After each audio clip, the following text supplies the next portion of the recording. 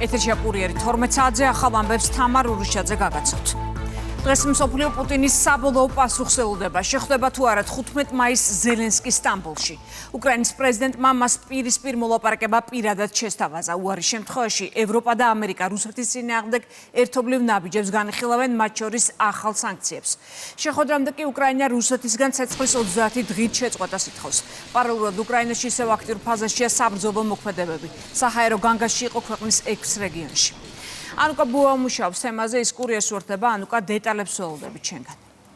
სოფლიო ახლა ორი მნიშვნელოვანი გადაწყვეტილების მოლოდინშია. პირველი ჩავა თუ არა ვლადიმერ პუტინი 15 მაისს სტამბოლში და მეორე შეწყდება თუ არა დღეიდან 30 დღის განმავლობაში უპირობოდ ცეცხლი უკრაინის ტერიტორიაზე. ამ ორ საკითხთან დაკავშირებით ვლადიმერ პუტინს ჯერ ცალსახად გარკვევით და მკაფიოდ არაფერი არ უთქვამს, თუმცა დონალდ ტრამპი ამბობს, რომ შეხვედრა დაუყოვნებლივ უნდა შედგეს. ეს იყო მოწოდება 47 პრეზიდენტის მხრიდან, როგორც უკრაინის, ასევე რუსეთის პრეზიდენტების სამართით და ამერიკის 47 პრეზიდენტი ამბობს იმას, რომ ახლა მნიშვნელოვანია გაირკვეს, არის თუ არა რესურსი ომის დასასრულებლად. თუ კი ეს შეხვედრა არ შედგება სტამბოლში, დონალდ ტრამპი ამბობს, რომ იქნება ნათელი სიგნალი, როგორც დასავლელი პარტნიორების, ასევე ამერიკის შეერთებული შტატებისთვის, რომ კონკრეტულ მოქმედებებზე გადავიდნენ და მათ შორის ევროპის მხრიდანაც ითქვა, რომ აქ საუბარი არის სანქციების ახალ პაკეტზე.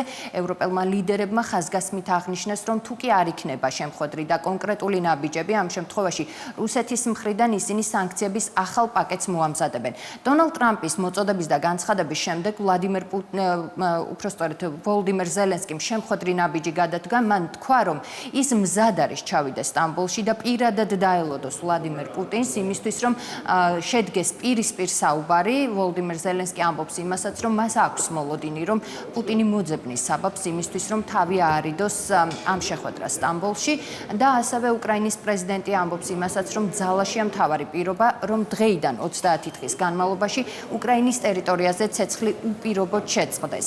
თავად ზელენსკის ადმინისტრაციის ხელმძღვანელი ამბობს იმას, რომ ვოლდიმერ პუტინმა დე-ფაქტო უარი თქვა ცეცხლის შეწყვეტაზე და ახლა ბურთი არის მოსკოვის მოედანზე. სწორედ პუტინმა უნდა თქვას, სურს თუ არა მას მშვიდობა მსოფლიოში და თუ კი მას რეალურად სურს მშვიდობა, მაშინ კრემლმა შემხვედრი ნაბიჯი უნდა გადადგას და სტამბოლში უნდა ჩავიდეს, მათ შორის, როგორც ერმაკი ამბობს, უნდა მოусმინოს როგორც ევროპელი ლიდერების, ასევე ამერიკის შეერთებული შტატების მოწოდებას ცეცხლის შეწყვეტასთან დაკავშირებით. თუმცა, როგორც გითხარით, ჯერჯერობით ვლადიმერ პუტინის საბოლოო პასუხი ამ საკითხთან დაკავშირებით არის უცნობი და ასევე ანდრეი ერმაკი ამბობს აქვე იმასაც, რომ უკრაინა არ მისცემს რუსეთს საბაბს, რომ დაადანაშაულოს უკრაინული მხარე, რომ მას არ სურს მშვიდობა და მშვიდობიანი მოლაპარაკების ჩაშლას ცდილობს. სწორედ ამიტომ გამოითქვა, როგორც თავად განმარტავენ ადმინისტრაციაში, ვოლდიმერ ზელენსკის მხრიდან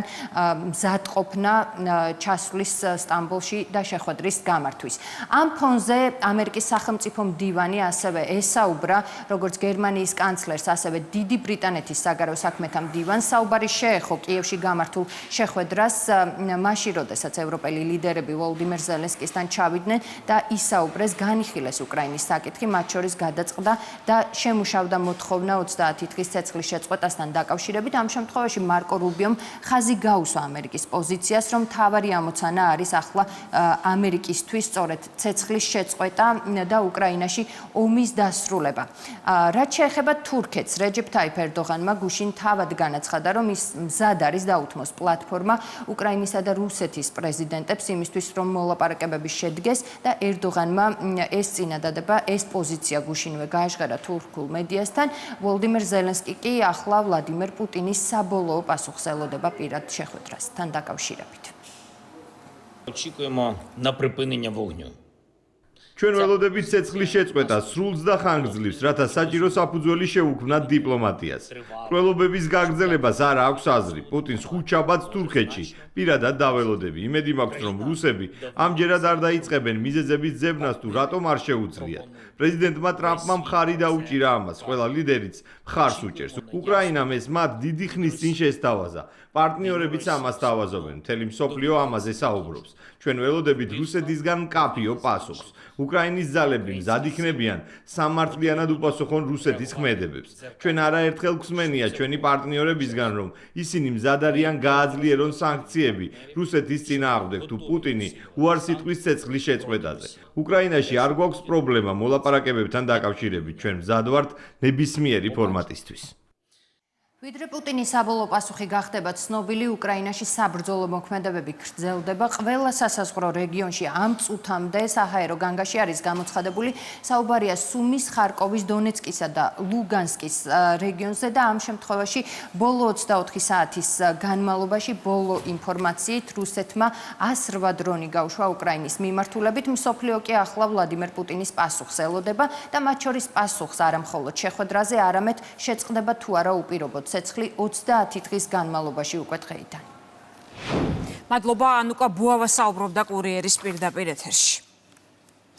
დღეს ანდრია პირველწოდებულის და ღვთისმშობლის წილხვდომილობის დღეა. 12 მაისი უქმედ არის გამოცხადებული. ტაძრებში საზეიმო წირვა ტარდება. მახათას მთაზე ივერის ღვთისმშობლის ხატის სახელობის ტაძარში ერთი დღით დასვენებულია მამა გაბრიელის ხატი, სადაც მოქალაქეები დილიდან იკრიბებიან. წირვას, რომელსაც საპატრიარქო ტახტის მოსაყდრე მღვდელმთავრებთან ერთად აღავლენს, საქართველოს პრემიერ-მინისტრი მმართველი გუნდის წევრებთან ერთად ესწრება. მახათის მთიდან გვაქვს ახლა პირდაპირ ჩართვა, სადაც თამარ თათარაშვილი მუშაობს. თამარ, ეთერში ხარ. ივერიის ყოვლადწმინდა ღვთისმშობლის ხატის სახელობის ტაძარში დილის 10 საათზე დაიწყო წირვა ლოცვა. საზეიმო ღვთისმსახურებას აღავლენს პატრიარქის მოსაყდრე მეუფეშიო, სხვადასხვა მღვდელმთავრებთან ერთად და წირვა ლოცვას ესწრება საქართველოს პრემიერ-მინისტრი ირაკლი კობახიძე, საქართველოს პრეზიდენტი, ასევე ღვთისმსახურებას ესწრებიან როგორც საკანონმდებლო, ასევე აღმასრულებელი ხელისუფლების წარმომადგენლები. 12 მაისი ეს არის ანდრია პირველწოდებულის ხსენების და ასევე ღვთისმშობლის წილხვდომილობის დღეს. სწორედ დღევანდელ დღესთან დაკავშირებით ტაძარში არის დაბრძანებული ორი ხატი, რომელიც შეიქმნა პატრიარქის ლოცვა კურთხევით და ასევე საზოგადოება ივერიისას ინიციატივით. ერთი ეს არის მამა გაბრიელის სანაწილე ხატი, ხოლო მეორე ღვთისმშობლის წილხვედრის საქართველოს ხატი. ორივე ხატმა იმოგზაურა საქართველოში, დატოვა ქვეყნის საზღვრებიც იმისთვის, რომ ემიგრანტებს ჰქონოდათ მისი მოლოცვის შესაძლებლობა. ეს ხატები იმყოფებოდა როგორც ფლორენციაში, ბარიში, ასევე რომში. იტალიის სამი ქალაქი მოიარა. დღეს კი უკვე ტაძარში დღევანდელ დღესთან დაკავშირებით ქართველ მორწმუნეებს მრევლს უკვე მისი მოლოცვის შესაძლებლობა აქვს. ეს არის ძალიან დიდი დღესასწაული ქართველი მორწმუნეებისთვის და არის კიდევ ყოვლადწმინდა ღვთისმშობლის საქართველოში წილხვდომილობის დღე. დღეს ჩვენს ტაძარში არის ორი ხატი დაბრძანებული, ივერიის ღვთისმშობლის და ანდრია პირველწოდებულის ხატი და მომლოცველებს აქვთ საშუალება დღეს მოილოცონ მთელი საქართველოს ტერიტორიიდან, შეუძლიათ მოვწანდეთ და მოილოცონ. ეს არის უდიდესი დღე, რომელიც გავსებს ხალისით, სიცოცხლის სიყვარულით, პერსპექტივით, რომ ჩვენ ერთს აქვს მომავალი. 2018 წლიდან უკვე აღინიშნება საქართველოში ღვთისმშობლის წილხვდომილობის დღესასწაული. ეს არის ძალიან მნიშვნელოვანი ჩვენი ერთვის, რადგანაც მოხდეს კიდევ ერთხელ გააზრება იმისა, რომ ეს არ არის მხოლოდ პატივი, ეს არის პასუხისმგებლობა უპირველეს ყოვლისა და აი ჩვენი ერისთვისაც მახათას მთაზე ეს სავანი დაუკავშირდა სწორედ ამ დღესასწაულს და მახათაც ერთგვარად არის ჩვენი ქვეყნისთვის გამამთლიანებელი, როგორც თავის დროზე იყო გელათი ჩვენი ქვეყნისთვის და ახლობით პატრიარქმა იგივე ფუნქცია დააკისრა მახათას სავანეს და ეს არის მნიშვნელოვანი, რომ მოხდეს ჩვენი ერის სულიერი გაერთიანება. დღეს აგრეთვე ჩვენ ვიცით, რომ პატრიარქის კურთხევით შეიქმნა ხატი ღვთისმშობლის წილხვედრის საქართველო. ეს ხატი დაბრძანებულია სამებაში და მისი ასლი, რომელიც მოგზაურობს ეპარქიებში, მოგზაურობს ემიგრაციაში უკვე და მასთან ერთად პირველად მოხდა ის, რომ მამა გაბრიელის წმინდა ნაწილით გავიდა ხატი უცხოეთში ემიგრანტებთან და ეს ორი ხატი არის დაბრძანებული მახათას თაზე. მინდა მიულოცო თითოეულ ქართველს ეს ბრწყინვალე დღესასწაული. ქრისტიანობამ უდიდესი როლი ითამაშა ჩვენი ქვეყნის ისტორიაში, ჩვენი ქვეყნის სიძლიერე, სულიერი სიძლიერე სწორედ ამ საფუძვლიდან გამომდინარეობს, ამიტომ თითოეულ ოჯახს, თითოეულ ქართველს გულითადად ულოცავ ამ დღეს.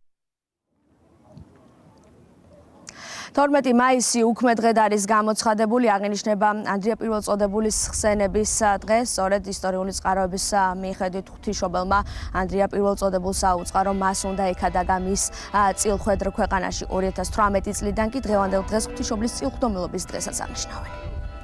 მადლობა თამარ თათარაშვილი საუბრობდა კურიერის ეთერში.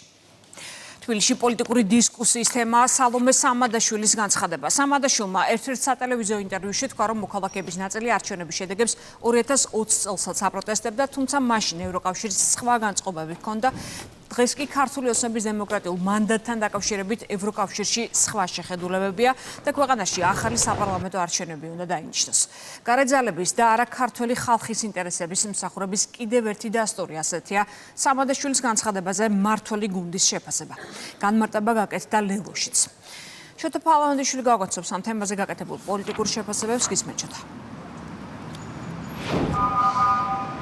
სალომე სამადაშვილის განცხადებას იზიარებენ ლელოში მის პოლიტიკურ გუნდში. ამბობენ, რომ რეალურად ლეგიტიმაციას ხელისუფლებას ანიჭებს ხალხი, თუმცა პროტესტი პირდაპირ პროპორციულად აისახება იმაზე, თუ რა მხარდაჭერა ექნება მას ევროპული სტრუქტურებიდან. ლელოში ამბობენ, რომ ევროკავშირის მხარდაჭერა 2020 წელს იმიტომ შემცირდა, მათ შორის ახალი არჩევნების დანიშნვასთან დაკავშირებით, რომ არ იყოს საკადრისი პროტესტი. დღეს კი საზოგადოება სრულიად სხვა პოლიტიკურ პროცესს ადევნებს. თვალყურს შესაბამისად ლელოში მიიჩნევენ, რომ ზუსტად ევროკავშირისა და ზოგადად დასავლეთის მხარდაჭერა უნდა გახდეს ერთ-ერთი განმაპირობებელი იმისა, რომ ქვეყანაში დაინიშნოს რიგარეში არჩევნები და თუ კი ეს ვერ მოხდა 2020 წელს პირდაპირ მათი აზრით უკავშირდება სწორედ არასაკმარის პროტესტს ქართველი ხალხის.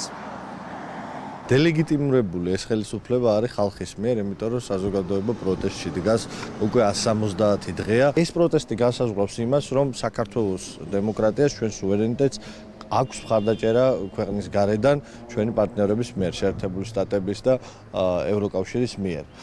ჯაჭვი არის ეს, სანამ ეს პროტესტი იქნება აქტიური, მანამ ეს მხარდაჭერა გვექნება დასავლეთისგან. შესაბამისად შედარებაშიც ვერავითარ პრობლემას ვერ ვხედავ, იმიტომ რომ შედარებაც ხო ამას ამბობს. პროტესტმა მაშინ რაღაცა კრიზისი ნახა. პროტესტი აღარ მიდიოდა რაღაცა წერტილის იქით. პროტესტის მასშტაბი დღეს და პროტესტის მასშტაბი მაშინ არ იყო ერთი და იგივე ცალსახად. სამადაშვილის განცხადება მმართველი გუნდისთვის არის მორიგი დასტური იმის, რომ რეალურად ქართული ოპოზიცია უცხოური დირექტივებით მოქმედებს და მათთვის მნიშვნელობა არ აქვს რა პოზიცია აქვს ქართველ ხალხს და ამ მომრჩეველს გადაწყვეტილების მიღების დროს. მმართველი გუნდის წევრების თქმით, ამის მაგალითი იყო 2020 წელი და ეგრეთ წოდებული ასე ვთქვათ კომპრომისი, რომელიც ჩარლ მიშელის შეთანხმების სახელით გახდა ცნობილი შემდგომ საქართველოში. მმართველი გუნდის წევრების თქმით, მაშინ სწორედ ოპოზიციამ უცხოური დირექტივების შესაბამისად იმოქმედა და დღესაც მსგავსი პოლიტიკური გზით განაგრძობს სვლას, რაც კიდევ ერთხელ ადასტურებს იმას, რომ ქართველი ხალხის ინტერესები ამ შემთხვევაში მათთვის მეორე ადგილზე დგას. თქვენ გახსოვთ, რომ 2020-ში ასევე საპარლამენტო არჩევნების შემდგომ ოპოზიცია არ შევიდა პარლამენტში, საუბრობდნენ არჩევნების გაყალბებაზე, თუმცა საბოლოო ჯამში ყველა მათგანი აღმოჩნდა პარლამენტში. როგორც ჩანს 2020-ში ისინი იგივე სცენარს ვარაუდობდნენ, რომ კვლავ იქნებოდა რაიმე შარლ მიშელის მსგავსი შეთანხმება, თუმცა 2020-ისგან განსხვავებით საქართველოს ხელისუფლება სხვაგვარად მოიქცა, საქართველოს პარლამენტი მუშაობს და გააგრძელებს მუშაობას 2028 წლამდე, რაც შეეხება განწყობებს, ეს ევროკავშირში იქნება თუ სხვაგან განწყობებით ქვეყანა არ იმართება, განწყობების მიხედვით ხალხი არ იღებს გადაწყვეტილებებს, ხალხი იღებს ცივი გონებით, სწორი პრაგმატული გადაწყვეტილებით და დიახაც ახლაც 2028 წელს ქართულ ხალხმა ყველაზე კარგად იცის, როგორ ჩატარდა არჩევნები, რა შედეგი დასრულდა და რა თქმა უნდა ჩვენ არ ვაპირებთ ვინმეს განწყობების ქვეყნის შიგნით იქნება თუ ეს ქვეყნის გარეთ ისევ მართად ქვეყანა. ის რომ ნაცმოძრაობისთვის მთავარი სიტყვა ეკუთვნის ევროკავშირს და გლობალურ რომის პარტიას, ეს არაერთხელ დაადასტურეს. სხვათა შორის უნდა ითქვას, რომ სულ რაღაც თუ არ ვცდები 2 დღის წინ სააკაშვილმა პირდაპირ დაადასტურა, რომ მთავარიაო ამერიკაში რას გადაწყვიტავენო. ეს არის ყველაზე მთავარიო. და არა ის, რომ დაუშვათ საქართველოში რა პროცესები მიმდინარეობს, იგივე თქვათ საგამოძიებო კომისიასთან დაკავშირებით. ანუ მათი მზერა არის სულ უცხოეთში, სულ deep state-ში, გლობალურ რომის პარტიაში, ევროკავშირში, ეს არის მოცემულობა რა. გამომდინარე იქიდან, რომ კიდევ ერთხელ ვიმეორებ, მათი მთავარი წყარო და ამოსავალი წერტილი არ არის ქართული საზოგადოება, არამედ არის უცხოეთი და მათი პატრონები. და რაც შეეხება თავად სამადაშვილს, არ მგონია ახლა სერიოზული პიროვნება იყოს მე მგონი თვითონ ლელოშიც არ აღიქვამენ სერიოზულად, გამომდინარე იქიდან რომ ხან ერთ პარტიაში იყო, ხან ნაცმოძრაობაში იყო, დარწმუნებული ვარ მისმა ამომრჩევლებმა, ლელოს ამომრჩევლებმაც არ იცის მაგალითად სამადაშვილი ხა რომელ პარტიას წარმოადგენს. სალომე სამადაშვილმა ინტერვიუ გუშინ ერთ-ერთ ქართულ ტელეკომპანიას მისცა. პოლიტიკოსი მიიჩნევს, რომ 2020 წელს კრიზისის განმუხტვის, ასე ვთქვათ, ერთადერთი გზა არ იყო ვადამდელი არჩევნები, რადგან მაშინ ევროკავშირის წარმომადგენლობა ამას არ თვლიდა, მიუხედავად ოპოზიციის სურვილისა. ასე დღეს კი, როდესაც 2024 წლის არჩევნები უკვე ჩატარდა, პოლიტიკოსი მიიჩნევს, რომ გადამწყვეტი მნიშვნელობა აქვს რა პოზიცია აქვს არჩევნებთან დაკავშირებით ევროპულ ბიუროკრატიას. მადლობა პოლიტიკური განცხადებებით ჩოთა ფალავანდიშვილი საუბრობდა. მიმდინარე კვირას პარლამენტი მესამე მოსმენით კენჭს უყრის ცვლილებებს პოლიტიკური პარტიების აკრძალვის შესახებ. საუბარია საკანონმდებლო პაკეტზე, რომელიც მმართველი გუნდის განმარტებით ნაციონალური მოძრაობის მემკვიდრე პარტიებს არაკონსტიტუციურად გამოაცხადებს. მცირდება პარტიის კონსტიტუციურობასთან დაკავშირებულ სარჩელზე გადაწყვეტილების გამოტანის ვადაც. იმისთვის რომ ოპოზიციური ველი გაჯანსაღდეს და იმისთვის რომ ნამდვილმა ოპოზიციამ შეძლოს და დაიკავოს ასპარეზი, ამ მნიშვნელოვანი არის რომ ნაციონალური მოძრაობა მთელი თავის სატელიტებით აიკრძალონ, ვინაიდან ისინი მოქმედებენ საქართველოს კონსტიტუციის კონსტიტუციური წყობილების წინააღმდეგ და მოქმედებენ ქართველი ხალხის ინტერესების წინააღმდეგ. შესაბამისად, მათ არაფერი ესაქმებათ პოლიტიკაში, ეს იყო ჩვენი საარჩევნო დაპირებაც და ამ დაპირებას რა თქმა უნდა შევასრულებთ. Deputatები კენჭს უყრიან ასევე უცხო ქვეყნის მოქალაქეებთან დაკავშირებულ ცვლილებათა პაკეტს. სისხლის სამართლის კოდექსს საშელის ახალი სახე, უცხოელის საქართველოდან გაძევება და განსაზღვრული ვადით საქართველოში შემოსვლის აკრძალვა ემატება. გარდა ამისა, იზრდება ჯარიმები იმ უცხოელებისთვის, რომლებმაც საქართველოს ტერიტორიაზე ყოფნის წესები დაარღვიეს. სოფლიოში არის ძალიან დიდი გამოწვევები.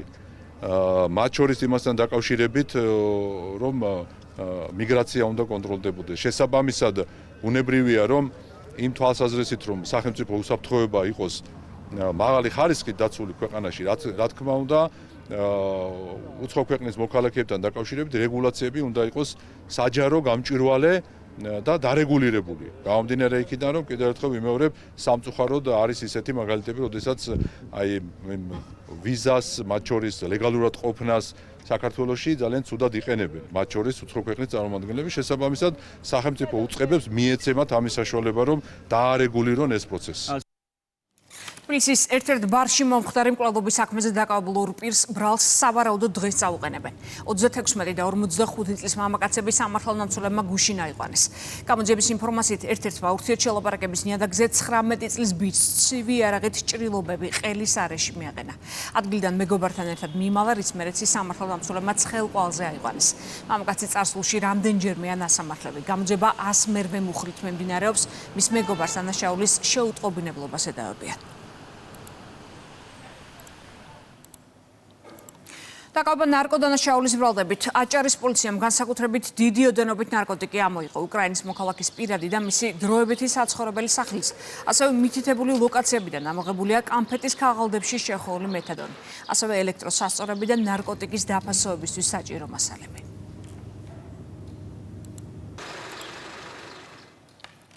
ჰამასი აცხადებს, რომ ამერიკელ მძევლას გაათავისუფლებს. საუბარია 21 წლის ახალგაზრდაზე, რომელიც 2 წლის წინ 7 ოქტომბერს გაიტაცეს. CNN-ის ინფორმაციით, ამ გადაწყვეტილებას ინუძღოდა მოლაპარაკებები ამერიკულ მხარესთან. პარალელურად ისრაელი ღაზაში სამხედრო ოპერაციას განაგრძობს. თავდასხმა იყო სკოლაზე, სადაც დევნილთა ბანაკია განთავსებული. დაღუპულია კიდევ 15 ადამიანი.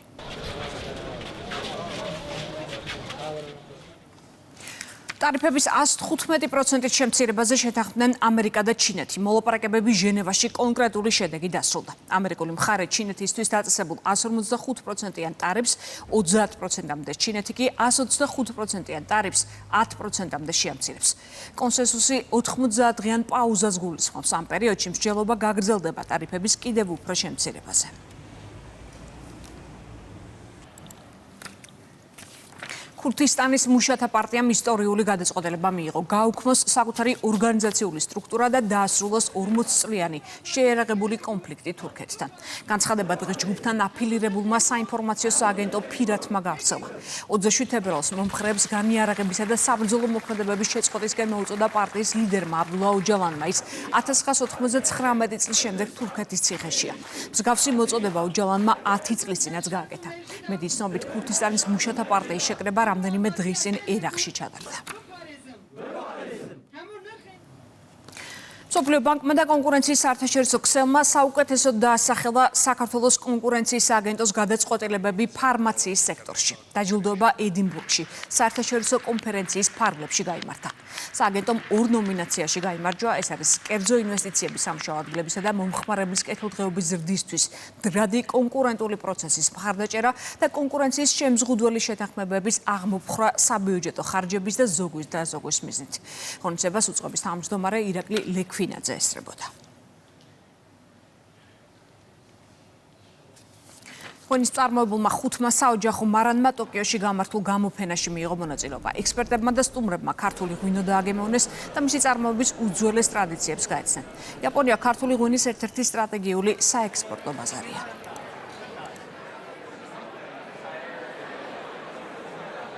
გამოფენის ორგანიზატორია ცნობილი ღვინის მაგისტრი იზაბელ ლეჟერონი საფრანგეთიდან, ხოლო ტოკიოს გამოფენაზე მოსულ იაპონელ ღვინის პროფესიონალებს და მომხმარებლებს მიეცათ შესაძლებლობა დაეგემოვნებინათ უნიკალური ქართული ღვინოები და ასევე გაცნობოდნენ ქართული ღვინის წარმოების უძველეს ტრადიციებსა და კულტურას. ნამდვილად დიდი სიამოვნებაა, რომ ვუმასპინძლებთ საქართველოს ამ ულამაზეს ქვეყანას. გამოფენაზე წარმოდგენილია 5 ქართული მარანი. ჩვენთვის განსაკუთრებით მნიშვნელოვანია, რომ გვაქვს შესაძლებლობა კიდევ ერთხელ დავუჭიროთ მხარი ქართულ მეღვინეობას და ღვინის ეროვნულ სააგენტოს. როგორც იცით, ჩვენ გვაქვს ღვინო ტოკიოში და ვხედავთ ქართული კულტურის გავლენას ყველგან, მათ შორის ავსტრალიურ, ფრანგულ და იტალიურ ღვინოებშიც. ეს მართლაც შთამბეჭდავია. ამიტომ ჩემთვის განსაკუთრებით მნიშვნელოვანია არა მხოლოდ ამ ღვინოების დაგემოვნება, არამედ მათი უმაღლესი ხარისხის აღნიშვნაც. დიდი 10-ის ფინალი აია არენაზე. სარაგბო ჩემპიონატის ფინალში ერთმანეთს აია და ბათუმი დაუპირისპირდნენ. საქართველოს ჩემპიონობა ბათუმმა იზეიმა. მათ მასპინძლებს 14-10 სლიეს და ჩემპიონის ტიტული მეოთხედ მოიპოვეს. სპორტის მინისტრმა ჩემპიონები მედლებით დააჯილდოვა.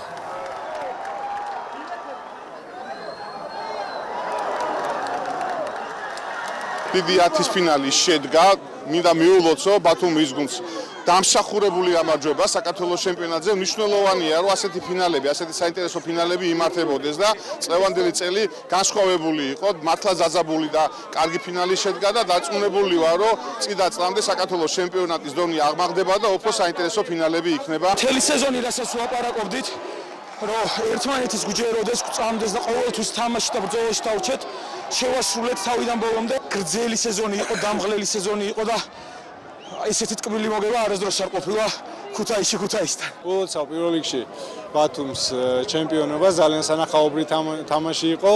გულშემატკივარიც ბევრი მოვიდა და ერთგვარი დღესასწაული ქონდა. დღეს თბილისში კედლის მხატვრობის საერთაშორისო ფესტივალი ტარდება. მაყურებელმა რუსთაველის გამზირზე მოძრავი მურალი იხილა. პროექტის ავტორი ცნობილი ბერლინელი არტისტი შტეფან იმიგია. თბილისი მურალ ფესტივალის მხარდაჭერით მიმდინარეობს.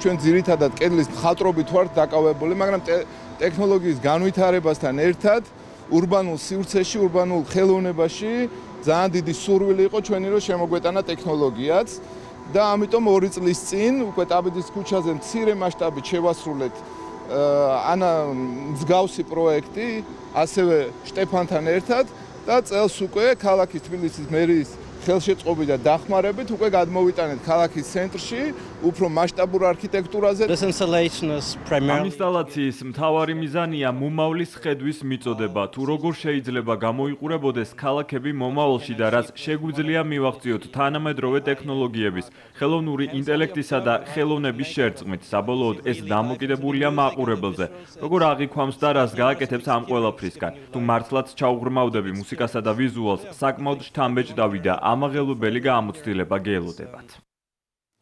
ის იყო ბოლო ინფორმაცია კურიერი გემშვიდობებად 3 საათამდე